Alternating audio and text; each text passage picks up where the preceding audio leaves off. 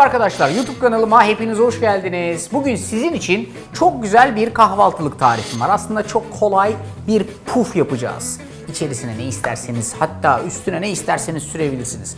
Süper kolay bir tariftir. Hızlıca yapılır. Kahvaltıdan 20 dakika önce yaptınız mı işlem tamam. Bir kere önce bir muffin kalıbına ihtiyacınız var. Bir de 220 dereceye ısıtılmış bir fırına. Önce bu muffin kalıbını hızlıca fırının içerisine atıyorum ve onu orada ısınmaya bırakıyorum.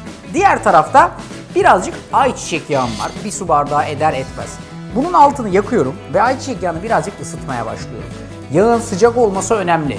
Direkt muffin kalıbının içerisinde de ısıtabilirsiniz ama böyle ısıtmak daha pratik oluyor. Şimdi gelelim yapacağımız karışıma. Ultra kolay. 2 su bardağı un var bunun içerisinde. 2 su bardağı süt ekliyorum.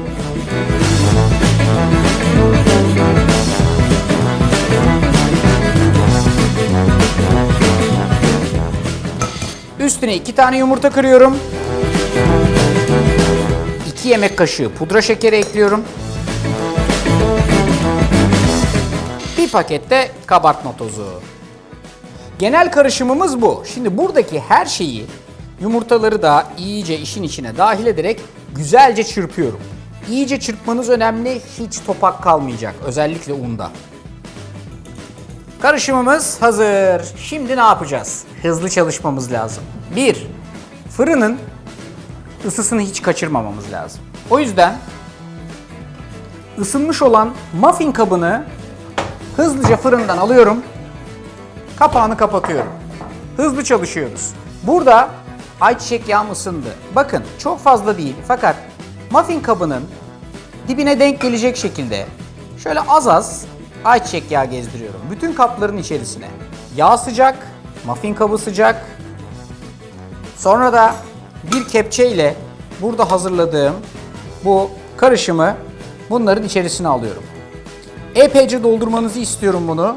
Bu pişerken birazcık şişecek, kabaracak. Zaten burada gördüğünüz gibi olduğu yerde fokur fokur etmeye başladı. Hızlı davranıyorsunuz. Bütün bu arkadaşı direkt muffin kalıpların içerisine doldurduktan sonra 220 derecelik fırına direkt olarak atıyorsunuz. Aşağı yukarı 10 ila 15 dakika kadar pişiriyorsunuz. Aldım, attım fırına. Fırının ışığını açarsanız onların kabarmasını da izleyebilirsiniz. Çok da güzel bir görüntü oluyor. 10-15 dakika sonra kabaracak bunlar. Ortaya acayip güzel bir şey çıkacak. Ben de o sırada birazcık meyve falan doğrayayım. Bunları güzel bir tabak yaparız. Kabarması, renk alması lazım. Nefis bir kahvaltılık.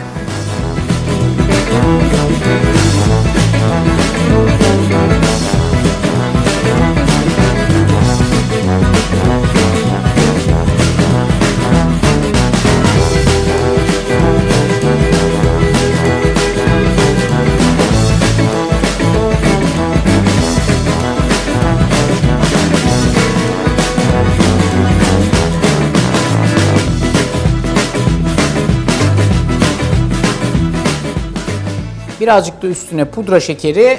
Olay tamam. Şimdi hey maşallah. Bunu istediğiniz gibi yiyebilirsiniz. Ne bileyim böyle hani kahvaltılık falan ya bu. Neden kahvaltı sadece? Ne zaman olsun? Akşam yemeğinden sonra bence daha güzel olabilir. Akşam yemeğinden sonra. Tercih sebebi. Siz ne zaman tercih edersiniz? Bence güzel kahvaltılık. Bak üstüne birazcık çikolatalı fındık kreması. Üstüne kendinden fındık kreması. Ben bir tane muz koyuyorum. Tercih olan. Çileği üstüne yerim. Bunu insan gibi yiyemeyeceğimizin farkındasınız herhalde.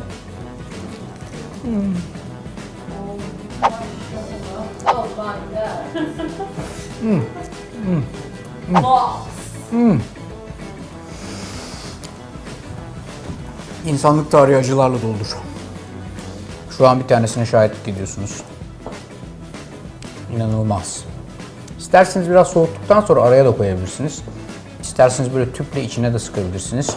İsterseniz benim yaptığım gibi kendinizi kaybederce de yiyebilirsiniz. Neydi bu tarifin adı Berşan? Kahvaltılık puflar. Adını öyle koydu bizim kızlar. Acayip lezzetli. Kahvaltıda büyük enerji bombası. Nazcığım sen istiyorsan akşam yemeğinden sonra ye.